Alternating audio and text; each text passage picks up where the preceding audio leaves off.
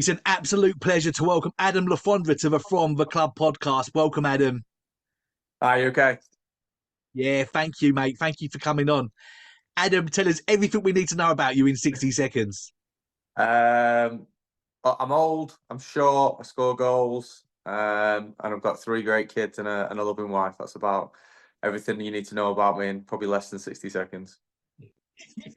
Well, Adam, of course, lots of people will know you as Alfie. What's the story behind your name? It's just when I was a kid, probably about 8 years old, I went to when Stockport County started their School of Excellence. I went to a training session there, and I had my junior football jumper on, which was initialed ALF. Obviously Adam Fondre, just because we had someone on the team who was AL. So, that was it really. Then Alfie was born from that. It's pretty straightforward, but it stuck with me from 7 or 8 years old. Yeah, yeah. Well, mate, your playing career is 20 years and, of course, still counting. Incredible career. What's been your secret behind its longevity, do you think? Lucky. Obviously, I've obviously evolved with the game. Looked after my body really well. Um, yeah, it's just, and obviously, a lot of teams tend to sort of need a goal scorer as well. I've been quite lucky at the fact that I've always, pretty much everywhere I've gone, I've scored goals. So, um, you know, I'm quite lucky in that aspect as well. Yeah. What age was you when you started kicking a ball? When did you realise that you were really good, mate? Uh, I started kicking the ball when I was 4, but when I was, sort of realised I wanted to be a footballer, it was probably around 7 or 8. I didn't think I was going to be a footballer, but I just wanted to be one, and I was inseparable from playing football. All them stories of, um, out until the street lights are on, and whacking the ball off the neighbour's wall, that sort of thing. Like, I did all that, made up a game of where you have to score between your street signs, the little rectangle screws, like all stuff like that, just stuff to keep myself entertained. And from, I think, probably when I was like 11, 12, I was going out doing, mile runs and stuff. I was just always just trying to get better as a kid, and always wanted to be, always wanted to be a footballer really. And always worked on my craft, and that's something that I took from being a kid all the way through. I've always looked to get better at everything I do. As I got older as well, because you have to move with the game. You can't afford to just sit still and think you're not going to, excel. Yeah. Did you always have like a sort of laser focus knowing that you'd make it as a pro, or did you ever have a plan B? So, like, as an example, if you didn't become a footballer, what do you think you might have ended up doing? Um, no, I just wanted to be a footballer. I knew I was always good at school, and I had good grades at school and that sort of thing. So I knew that if I did fall back onto something, I'd be okay. But Yeah. my full focus was football. I remember being in an English class, as you do, and I'm jotting down football. I'm drawing a football kit. 2014 World Cup, me scoring the winner, me playing for Real Madrid or whatever. Them sort of things. Like, Yeah. that was sort of my aim. Was I was always going to be a footballer. I always wanted to be a footballer, but I was clever enough to know if I wasn't a footballer, that I'd be able to fall back onto something. But I never really looked into it because I wanted to be a footballer that much. And Yeah. I was at a point where I was, laser focused, driven to do everything to become a footballer. So, obviously, again, luck plays a part. That did actually come to fruition. But um, I'm so well driven as a person that it helped me do that. Yeah. What do you remember about getting scouted by Stockport County? It's quite a weird story, really, because I'm obviously younger than that. I was at United from a young age, playing above myself. I was at Crewe as well, and Stockport didn't have like a centre of excellence or an academy at that time. And for my age group, I think it's about under eights, under nines. And I went on to the school holiday camps where they do, like, you turn up and you play tournaments every day and stuff. And I went and played there, and won like every trophy there at this Stockport County camp, but I had to give them some away and only take 2 back because they didn't want me winning everything. And the old Stockport County chairman, whose grandfather, so grandson, I was playing with there at the camp, and rumor has it he speaks to Stockport and says you need to get an age group for this kid. You know, you're going to miss out on a lot of money on him, blah blah blah, etc. etc. You know, he's going to play for the first team, and then lo and behold, I think 6 months later there was an age group for me. Went down, did the trials, and progressed from there. Really got on and maybe started making my way at Stockport. Yeah. I mean, fans love it, don't they, when one of their own, make it through the youth team and then, make their debut in the first team. It's one of the best things. What do you remember about sort of that season and being told that you were going to be making your debut? What do you remember about that? You know what? It's quite surreal, really, because when I went in as a youth team player at YT, probably the first 6 months, I actually found it quite difficult mentally because when I was under 16, I was in and out of the youth team, training with them all the time, coming in, training with them, always playing up. And then when I got in to youth team, I probably found it a little bit more difficult than what I first thought it would be in the under 18 setup. Um, and then, come through a period. And then I was just sort of with the first team all the time. I was just always, like the manager at the time, Sammy Mack, it was Carlton Palmer first. And then Sammy Mack came in just after him. And he pretty much put me in the first team straight away. So from my YT was pretty much training with the first team near enough all the time, play for the first team and play for the youth team and travel to the first team games and be around the squad. So I was always kind of fast tracked. And for me, it was incredible. Sammy Mack really looked after me. Him and Mark Lillis were fantastic with me.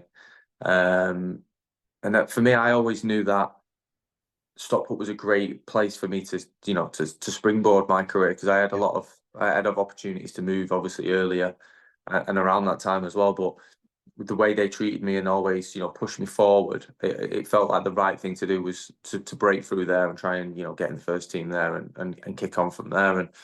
And like I say, when I did make my debut against Bury in the the LDV, which is the Bristol Street Motors Trophy now, or whatever it is now, which is watered down to whatever it is now. It was amazing. Come on, I've got the game on video. That's how old it is. And I watched it back, and I was just a little kid running around, and miles off it, but I managed to score. Hit the crossbar as well, and that sort of give me the confidence to say like I'm here, I can do this. And then I think I made my league debut against Walsall, who Paul Merson played for, drew 0-0, and that was a surreal occasion as well because you're playing against seasoned men, and it's hard to get your head around that. I've been scoring most weeks for the youth team or whatever, or in the reserves. And now it's the proper thing, what you've been dreaming for, and chances tend to be at a premium then. So it was a fast learning curve for me. And towards the back end of that season, actually, the manager got sacked again, and it was Chris Turner who came in, and I played probably the last 10 games of League One as we got relegated and scored like 4 or 5 goals. So for me, it was really good, and I really enjoyed it. Yeah, obviously you were really young back there, Alfie. Can you remember your mindset? I mean, was you nervous going into these games? 'Cause, I mean, if that was me, I can imagine like I wouldn't even want to be touching the ball. What was your mindset? Was you just fearless, or Yeah, I did you have think a little bit obviously of that's what nerves? you get with. What do I want to do about? That's what you get obviously as a younger player is that you are fearless. Obviously, there's always nervous energy, no matter how old you are. You tend to have some level of nervousness about playing the game because you want things to go right. You want to win. You want to perform well. You want to excel. So yeah, but I think obviously I was just so focused on scoring goals. In fact, that's always been my mindset is that you're a striker, you're there to score goals. Obviously, the roles have changed of what's required from a striker over the years, but for me, it was always to be a goal scorer, and that's something that I focused on a lot. Yeah, and of course you've scored plenty of them over your career, Alfie. I mean, as fans, again, the feeling of seeing our team score a goal is unbelievable. It makes our weekend. But for you as a player, I mean, what does it actually feel like to put the ball in the back of the net, mate? What is that feeling like? Yeah, it's hard to describe it. It is one of the best feelings you can ever have, especially if it's a winner and you can have a real impact on something. It's like I say, it's so hard to quantify what the feeling is like, but it's a feeling like no other. It's the best feeling you can have in football. He's obviously scoring a winner and it meaning something. And I've been lucky enough in my career that a lot of the goals I've scored have meant things, and I've got certain meanings behind them as well. So like I say, it's too hard, probably too hard for me to put into words, but it is, it's probably whatever feeling the best feeling you can think of it's probably that, and then times by 10 when you've got the fans screaming your name, and you're running off and jumping in the fans with them and celebrating with them, and you're watching the scenes and stuff like that. So it is an incredible feeling. Yeah. And how hard is it to come down after, having a fantastic game, scoring a goal? What does that Saturday night look like going into Sunday? Does that buzz last all week? What's that kind of journey like after a game?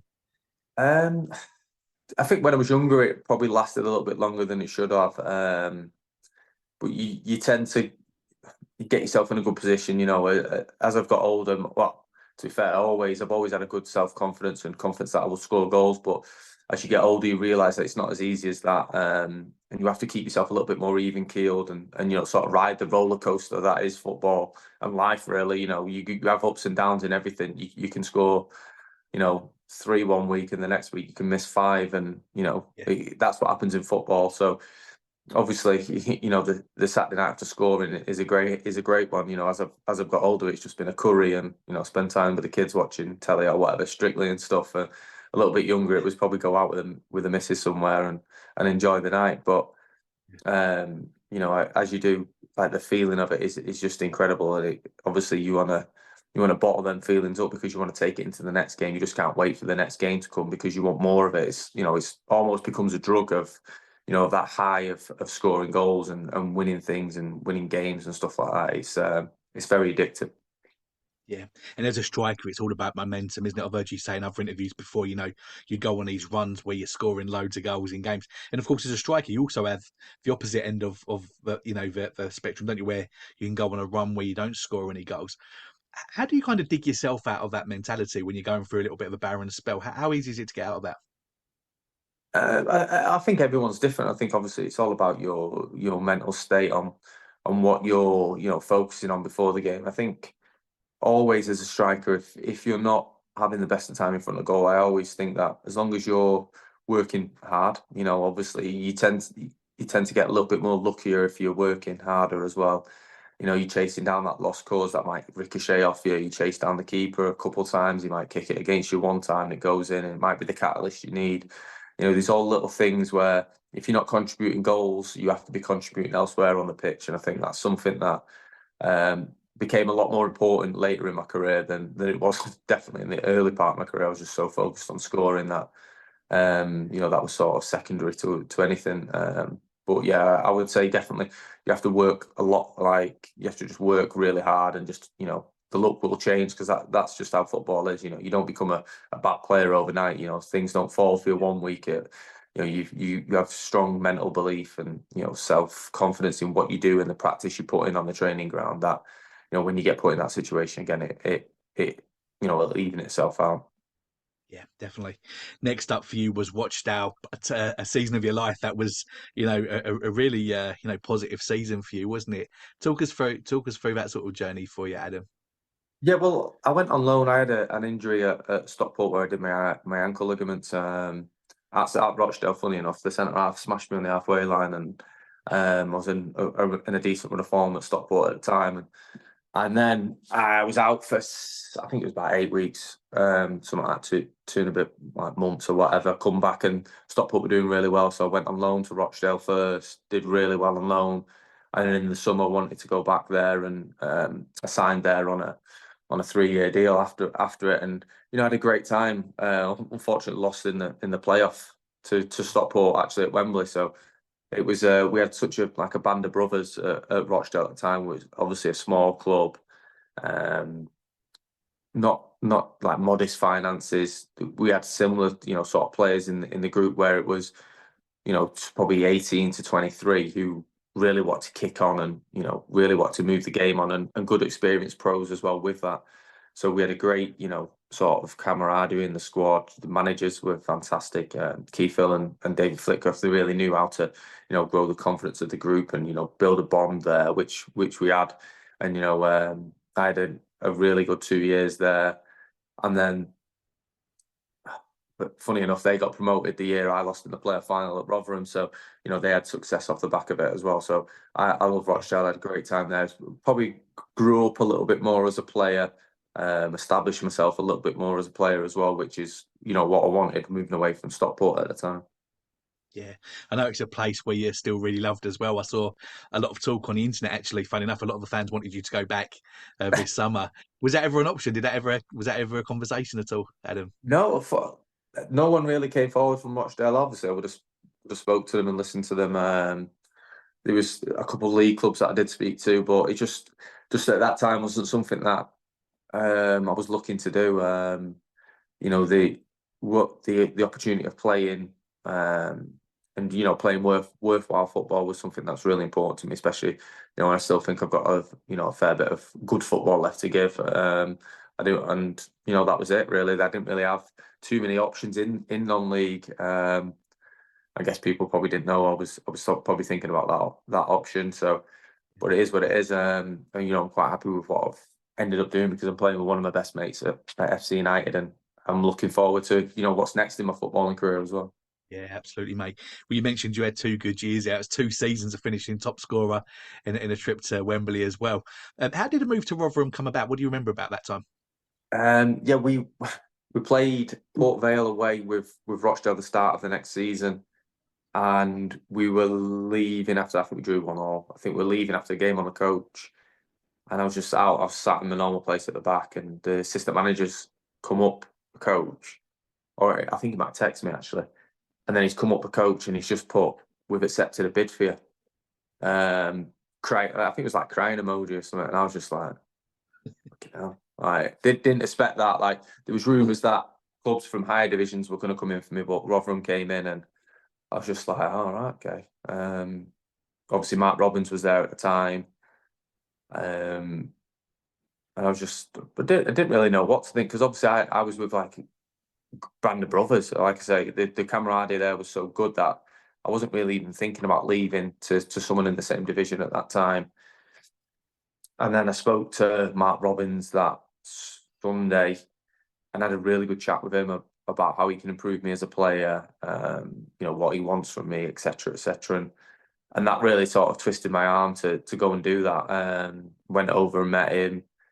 Everything, obviously, the fees are agreed, stuff, sorted out the contract, and went there. And to be fair to Mark Robbins, I really enjoyed what he said to me. I felt like he could improve me as a player, and that was something I wanted. I wanted to improve as a player, so I could play higher. I always felt I could play higher, so it was about getting the right tutelage, getting the right information on board that springboards me into that because that's where I wanted to go. My ultimate aim is to play as high as possible and score goals higher. And I felt like going to Mark Robbins would help me do that. Yeah. We're going on to score 52 goals in 93 games. It was only going to be a matter of time before a move to a club higher up in the pyramid happened. That club was, of course, Reading. And what a side that was. What do you remember about signing for them, mate? Yeah, it was obviously like you say, I had 2 really good seasons at Rotherham. Scoring, I think I scored 30 the first season. Just missed out to Lee Hughes in the Golden Oh, Boot, yeah. and Yeah. I think we lost the playoff final to Dagenham as well, which is probably one of the things I really do regret about my time at Rotherham is that I never managed to win anything with them or achieve anything significant with them because we had such a talented team and we sort of threw away going up in the top three and then obviously the playoff game's a lottery at the end of the day and we lost 3-2 in that, so that was obviously a bit of pill to swallow. In the season after was I think I scored 25 goals and in all comp, so I had a great time there, but at the end of that season, we were talking about a new contract, and a few bids had been rejected for me along the way. And I just said to the club, I said, "Look, I'll play this season, but at the end of this season, I'm going to leave on a free. I need to play higher." That was, that was probably my MO was I was getting to 23, 24, and I was like, "No, I need to play higher now. I've scored enough goals in this league to show that I can play higher, and the goals don't change size as you move up or anything like that." I knew I had the confidence to do that, and I knew I had the game to affect it above. And I went through the pre-season, obviously the next season with Andy Scott as the manager, and he was fantastic again with me. He was very honest with me. Clubs were putting bids in. Chef Wednesday had had a couple bids rejected. I think Huddersfield came in as well. I think there was a time Coventry came in for me as well, and they were all sort of not messing around, but not offering the money that Rotherham wanted. I don't think Rotherham wanted, a ransom for me, but they wanted to be compensated fairly. And started the season with Rotherham, scored like 4 goals at the start of that season, and then who did we play? It might have been Barnet at home, I think we played. And then just after that, it was right, get your stuff. Literally got a phone call at home. It was like, fees agreed. Here's your contract. I was like, yeah. In the car, drive straight down. Straight down the M6. I went the wrong way, bearing in mind. I went M6, M5, M4. Took me about 5 hours to get there. And turned up at like probably 10:30, 11 o'clock at night at the Majeski and did my medical and met Brian and met Nick Hammond as well and talked through a few things and signed the contract. And, I never looked back really. It was a real pivotal moment for me in my career. Yeah, yeah, definitely, mate. What were some of the names in the squad at that time, and who did you get on best with over your time at Reading? Well, we had obviously the experienced players. We had Legit Wood, we had Joby McAnuff, Ian Hart, Andy Griffin, Noel Hunt, Adam Federici, Casper Skorks was there. Trying to think of they're probably more the older pros that came when I first came with the players that were there established. Then they had a great young core of Jem Carrican, Al Robson Carnu, Simon Church, had Sean Cummins. Trying to think of the other boys who they had. Joseph Mills was there.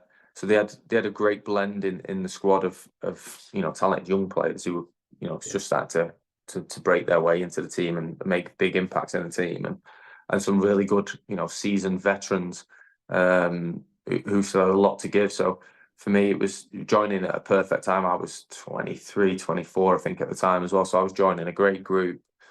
I got on really well with. To be fair, we had such a good group. It was very much a feeling of Rochdale where it was like we were all in it together. We had such a great group of of people. Not so much, we had really good players, but we had amazing people who all understood how to win, what it was to win, and what was required to do that. What sacrifices are needed to be made to win as well.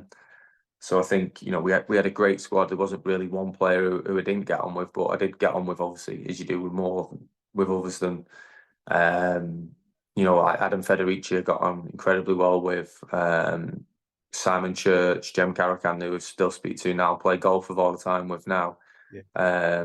Andy Griffin, when I first got up there, was really really good for me because obviously he was a northern boy, and he looked after me in the first probably 3 or 4 months of me going down there and sort of getting my feet settled. And you got Ian Hart as well, who's an incredible player and a great person as well, who really helped my missus and my youngsters settle as well.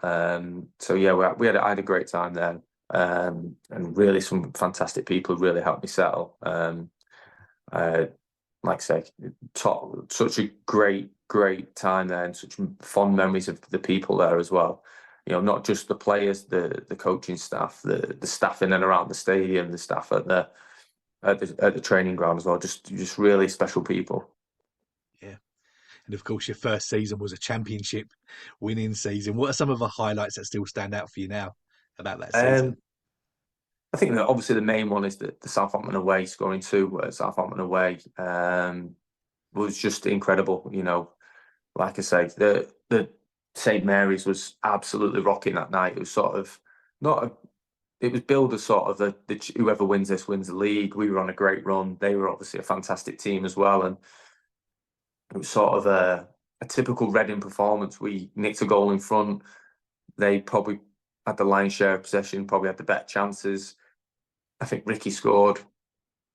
And then obviously I came on later on, and when we're trying to push for the game, we always seem to, come on strong in the last half of the game. Yeah. And 2 chances have fell to me, and I've put them away. And the away fans have gone mental, and we've all gone mental with that. And we knew the significance of winning that game away at St Mary's was. It didn't win us the league, but it almost sort of tipped us up there because we backed up a great performance against, I think it was Brighton, and we not long just beat West Ham away as well. So we were on, a fantastic run at that time, and Yeah, that was yeah. sort of the icing on the cake, really, for me. Yeah, and when you mention all of those clubs that were in the champ at that time, some massive clubs. I mean, it just shows you the achievement, that you guys pulled off. Um, Obviously, the gap between the Championship and the Premier League is huge. How did things change at the club, and for you personally, transitioning into a Premier League team? I think I've always said that. I've always said this on all the interviews I do. Like when I went up into the Premier League, I found it easier than the Championship. I felt like my game was a little bit more suited to the Premier League than the Championship, just because the way the physicality of the league, obviously the technical level you need to play at the Prem level. I felt like I cope with that better than I did the Championship when I first obviously went to Reading.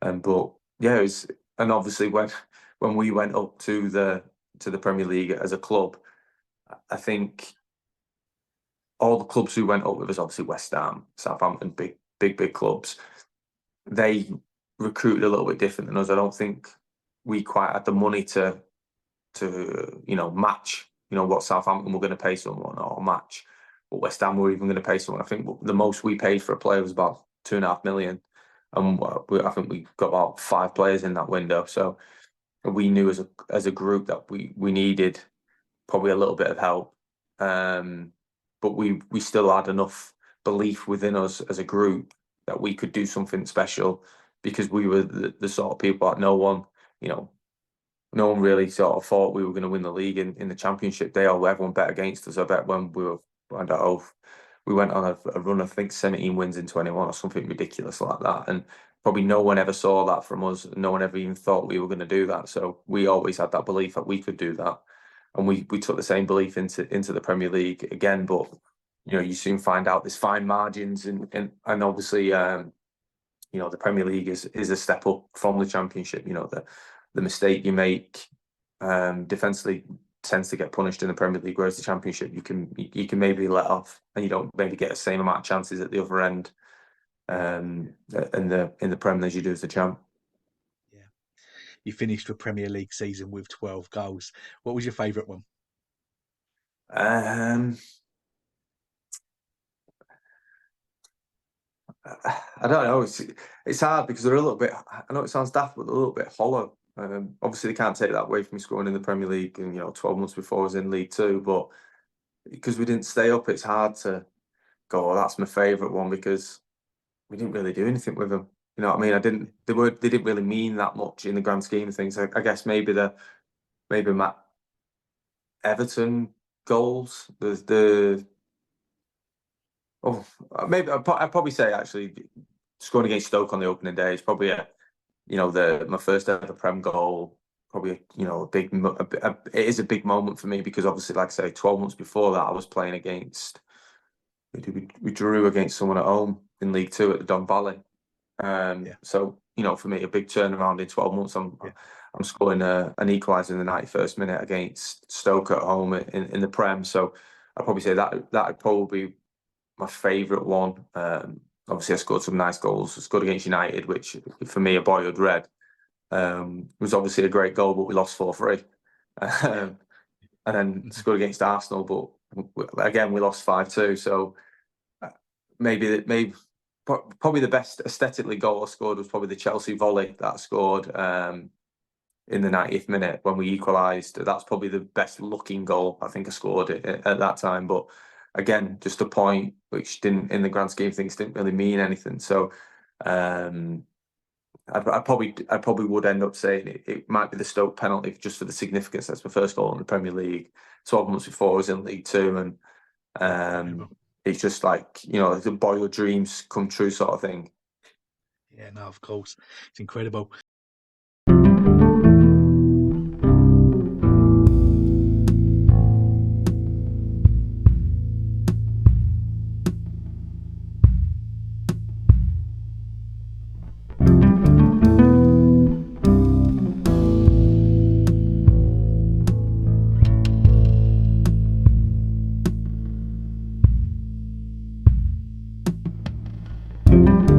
Mentioned that Reading, when you held in such high regard, how hard was it to leave there after Cardiff City came in for you?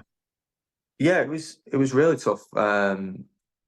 It was, at the point where we were in the Premier League and I was sort of getting talked about having a new contract, signing a new 3 year, and then coming out of the Premier League, getting told I'm getting a new contract, sign a new 3 year, then went a little bit further into the season, into January time. We want to give you a new deal, maybe we'll see. I had six, I think I had about maybe had a year left on the deal just after that, and it was like, oh, now we can't.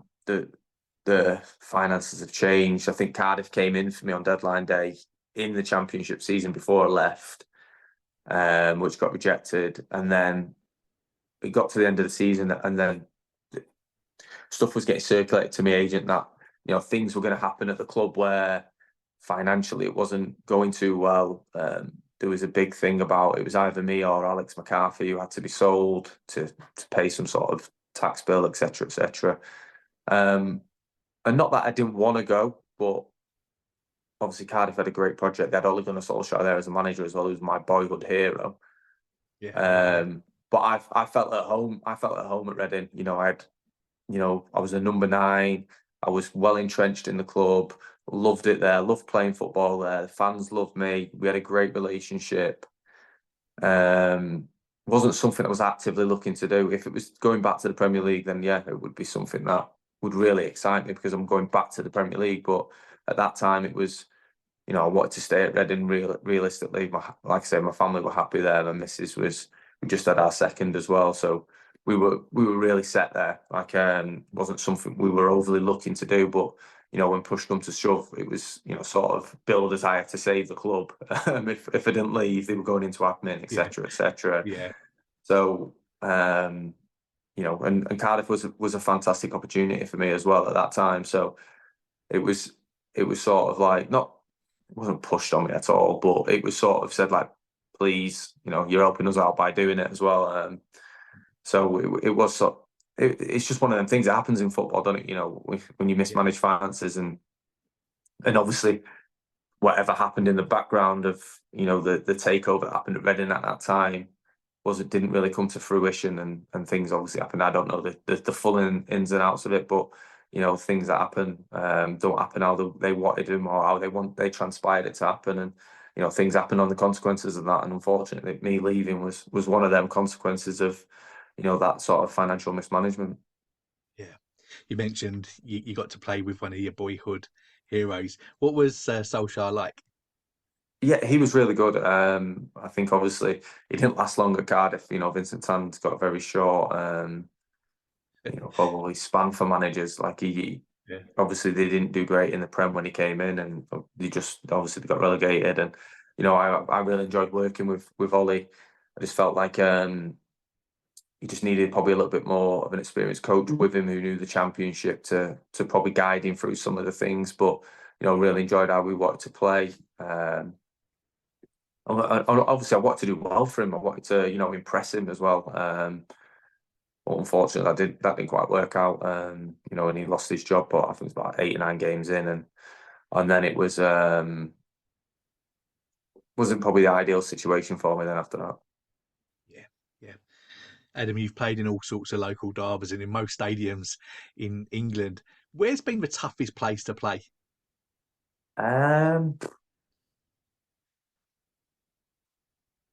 don't know. I've not really felt like there's been like a place where you go and you think, oh my god, like he's been intimidating or anything like that.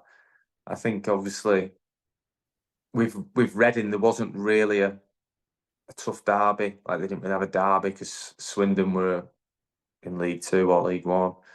Um, I never really played in like the proper heated derby. Rochdale Bury was probably about the biggest derby in Yeah. England I've played in.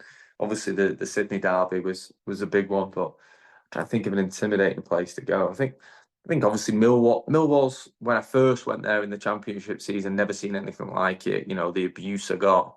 I loved it. Bear in mind I loved it, but um it was just mad to see. I'd never seen anything like that in League Two. You don't really get that sort of vitriol coming at you from the stands, and from all shapes and sizes, from all ages as well. It was like I turned around once and it was a 12-year-old giving me all sorts. So um, it's like, oh, okay, this is what it is here. Do you know what I mean? And I actually really liked it there as well. I really like playing in that atmosphere. I think I've always thrived in an atmosphere where they hate you and stuff because I sort of like to play to that, and and Yeah, it sort of feeds my fire as well. yeah. And who's been the toughest defender you've ever played against? Um,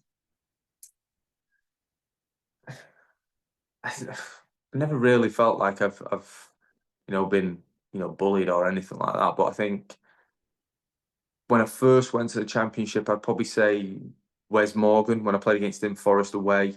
Never really played against the physicality of someone like that, and obviously a really good defender as well. And obviously John Terry in the Prem. Like I remember coming on at Stamford Bridge, and I think he lifted me after literally about 30 seconds, and I was just on my ass, and I was just like, oh, okay, this is this is how it's going to be. And every time I touched the ball, I just remember just being absolutely harassed. So obviously for him, I'd probably say him as well for obviously the status that he has in the game, and the defender of his stature. Yeah, I mean, obviously, as fans, we don't get to see this side of the game. When you're playing, does any sort of players come to mind that like just give you verbal for 90 minutes and don't just stop like sort of talking to you and getting in your ear and almost threatening to break your legs? Does that ever happen, Alfie?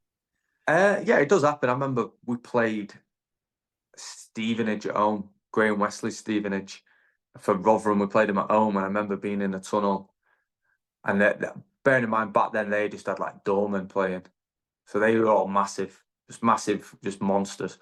And they were like, I could just remember them screaming, "We're gonna break you, we're gonna break you." I'm just thinking, yeah, they're coming for me here. Like obviously at that point in League Two was, scoring a lot of goals, and I just knew I was going to get physically beat up this game. It was one of them games. I think they did batter us as well at home. I think they beat us at home. But yeah, I knew I was going to get beat up. I knew I think it was Ashton and Roberts, the centre half. I knew every challenge they were around me, I was going to get smashed, and I didn't mind it. That's part and parcel of being an half decent football player is that you're going to get hurt sometimes because Yeah, if they can't stop you with their footballing ability, they're going to physically impose themselves on you, and sometimes that's a good weapon to use as a player. Sometimes you have to use your physicality and you have to deal with that. And it was a challenge for me because obviously being diminutive in size, that was the sort of a challenge I would have to come up with a lot of players. But I quite enjoyed it. I quite enjoy the physical part of the game because I like to think I give as good as I get. And there's always little things I can get away with as well being a smaller player because I can lean into him a little bit harder and throw my body into him a little bit more and get away with it because I am a smaller person. yeah. You mentioned earlier on in our interview that as you move up the levels, the size of a goal doesn't change, and that's such a great thing for strikers to remember, isn't it? And having played at every level of English football, what is it that separates a striker that can score 40 goals in non-league to then being able to do that in the Championship or the Prem? Um, well, now it'll be athleticism. Um, Obviously, and what's between your ears as well. I think, I think most players can, at all levels control the ball, run, etc., etc. But it's the consistency of being able to do the simple things incredibly well, and the things that you do incredibly well. So as a striker, are you someone who gets across the near post? Do you always beat your man? Is your movement really good? Is your first touch really good? Are you a touch and shoot striker? Are you a one touch finish striker, etc.? I think it's knowing what you're good at and excelling at that. Um, and not going beyond the remit of, you might, be the fastest guy ever. So in non-league, you're going to get, let's say, 4 or 5 one-on-ones a game if you're willing to run and you're fit enough. So are you good at one-on-one finishing? Do you practice that enough? Do you practice the positions you're going to be in? And do you put yourself in them situations enough? And I think, as you go up, the forward players are so sharp, so cute. So obviously game intelligence is a massive thing as well. They're so good with how they get themselves in them positions, their body movements, etc. It's almost as if it looks as if they're playing a different sport sometimes to certain players in how they move and that. But that's something they've maybe been blessed with. But also they've worked incredibly hard as a footballer. You as a striker, you're forever doing finishing. You're forever working on things. Um, I think you see that in the difference. You might get one striker who'll run through and smash a ball every time he does it. Then you get one striker who'll glide through and pass it every time. Yeah, And then, but that's something that they've worked on and something that they've been able to, craft as a player. Um, and I think you probably see the decision making is probably a huge factor as well when you do go up the levels, you see the different decisions that people make, and that's that the consistency of making the right decision at the right time. A lot of the time separates you from being a decent player from being a good player, from a good player to a great player, from a great player to a world class player, etc., etc. It's always the decision making, how quick you can see the picture, how quick the picture you see changes to the picture you want to see, and how can you affect what's going on in front of you and what's going on behind you as well. Obviously, as a forward player, what's going on, your movement dictates that. yeah. Just for time, Alfie, we'll quickly go through this bit. But your CV, has some incredible experiences on it. After being in England, you've gone out to Australia, completed the A League. You've broken all sorts of records out there. Then you have this incredible experience out in India. Then you get to the SPL before coming back to Manchester. Just talk us through that season of your football career, Alfie. Yeah, for me, uh, to be fair, if I was younger, I would have moved and would have known about the experience I had abroad. I would have moved a lot sooner.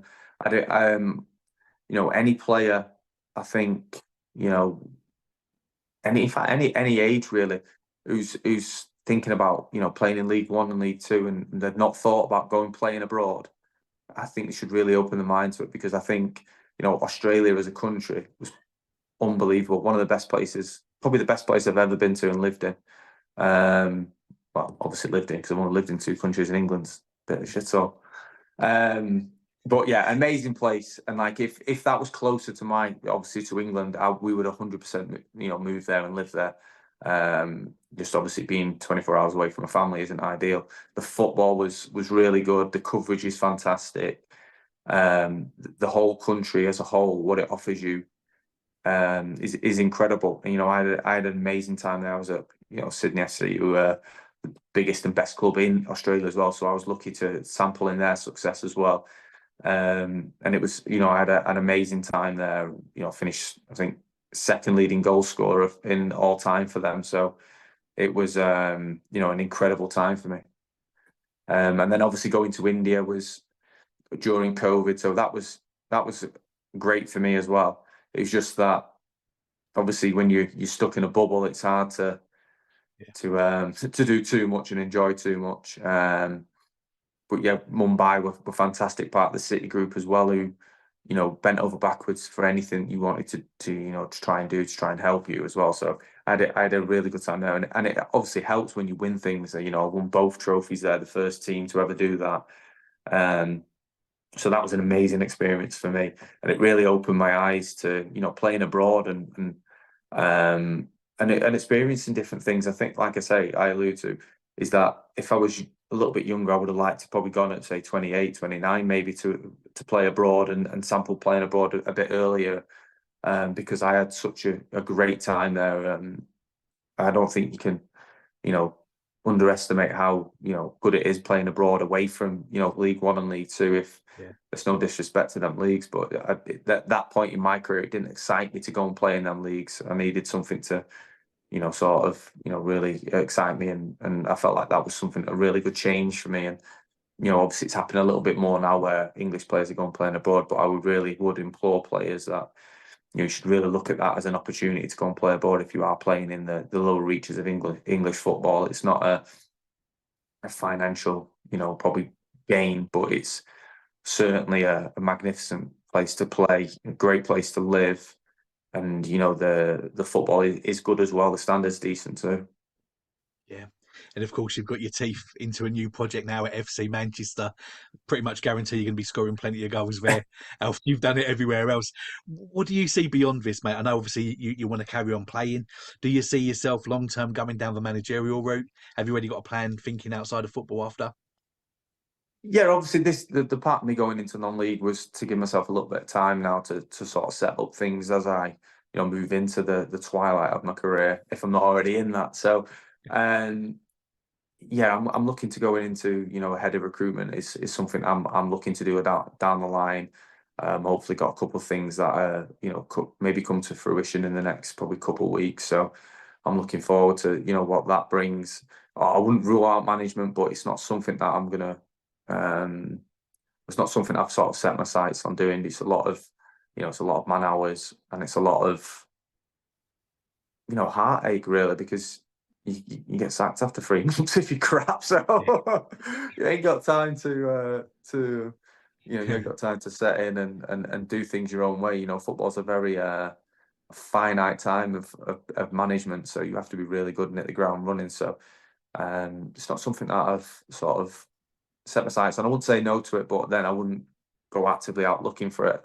I do like the idea of being a player mentor as well. I think I've got a lot of good experience and a lot of know-how on obviously being a striker, and helping young strikers fulfill their potential, or just getting an extra 1% out of a player, and being on that journey with them to becoming something great. Because something I didn't really have as a younger player was someone who I could, bend the ear of and say, well, what if I tried this? What if I did that? Do you think this is a good idea? Etc. Etc. And I think, we're getting to an age now where there's so much help for players that, they can have even more help. So I don't see why not. I'd love to help in that aspect as well. But I think for me, my first sort of protocol is to go into recruitment and try and try and head towards the head of recruitment role. That's the sort of role I would like to lead myself into. But there's a lot of work before that, and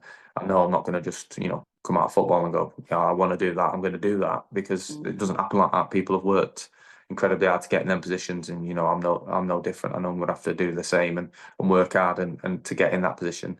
And I've done that in football, and I don't see why I can't take that with me into what's next in my non-playing days. Yeah, amazing. Well, Alfie, mate, I've really enjoyed spending some time with you this morning. Thank you so much for your time. Before we let you go, let us know your closing thoughts and also how people can follow you on social media. Um, yeah, I've had a great time. Thanks very much for this podcast. It's been fantastic. It's been nice to tell my journey, and how things have unfolded for me as a player. If it's helped anyone, then that's something that I'm here to do. You know what I mean? As a player, you want to pass on your knowledge and your journeys to help other people. So I'd like to thank you for giving me that opportunity to do that as well. I'm on Instagram, A1F1E9, I think. I don't know. 9 or 10. You'll find me. Alfie9, Alfie10 on Instagram and X. I don't really post on anything else. Like I say, thanks again for giving me this opportunity to talk about waffle on about my career and how old I am. So it's been good. Thank you. Adam, it's been a pleasure, mate. What we'll do is we'll make sure that we grab the links to your X account and to your Instagram. They'll be in the description below. So make sure that you go and give Alfie a follow. And, mate, we're going to be cheering you on over the next couple of seasons at FC Manchester, and looking forward to seeing what happens next in your career, mate. Thanks so much for your time. Brilliant. Thanks again. Thank you.